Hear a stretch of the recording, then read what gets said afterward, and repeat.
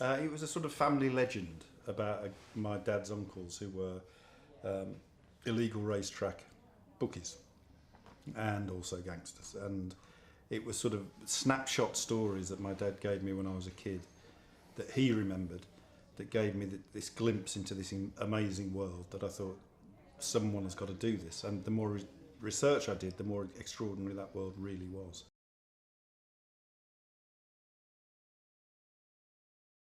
It's extraordinary that generally people don't know these stories. They don't know about this group of people, but if they look into their family history, they'll find everyone there, you know, and a lot of people in Birmingham at the time were involved.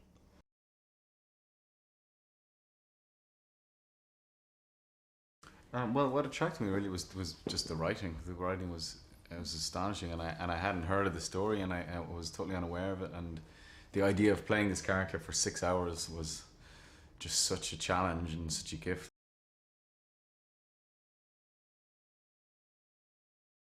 Yeah, there was I did a lot of reading about that time, a lot of reading about the soldiers in the First World War, and then there's the practical element of it, like learning the accent or trying to learn the accent, and you know, spending time with horses, and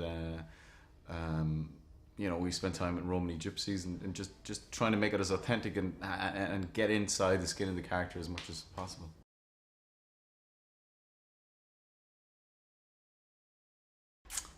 Well, I hung out with Steve quite a bit, and we went to Birmingham and hung out in the original Garrison pub, and drank pints of Guinness, and I recorded his pals and himself chatting, and Steve's actually becomes stronger when he's I find when he's with his mates, and then, you know, you have to sort of, it has to be authentic but then also accessible, so that was the challenge really.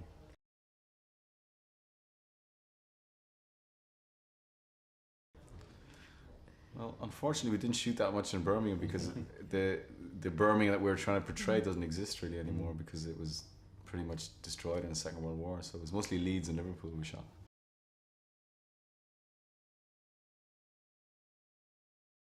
Well, I mean, as I say, to begin with, it was purely stories from family, because there was nothing else. And, you know, I started getting an interest in this before the internet, believe it or not. And then there was nothing. I mean, there's a couple of books. There's a great book called The Gangs of London, which basically deals with the London gangs, but their relationship with the Birmingham gangs, because at the time those were the two dominant forces.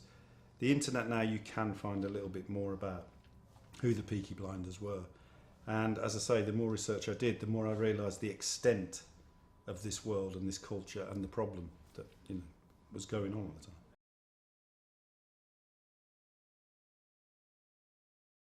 Yeah, I mean, I think we early on decided we weren't going to use period music because, in my opinion, there's no such thing as a period character. Character is the same, love and hate and jealousy and spite, and all those things don't change. And people are as modern then as they are now. And I think for a modern audience to feel the mood, they probably need modern music. Because I think if you play period music, it takes you to a different experience. It puts a barrier between the audience and the people, I think.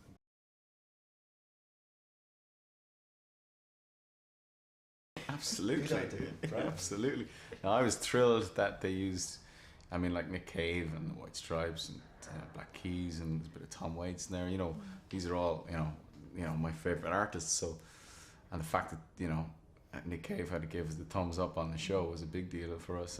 But there's a weird lawlessness to all of that music. There's a kind of an outsider quality to all of those guys and it works beautifully with the show.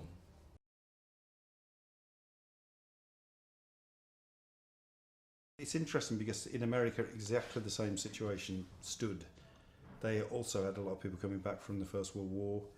They had lawlessness. I mean, they had prohibition, which actually made things far worse for them because suddenly there was this ready-made trade in illegal booze.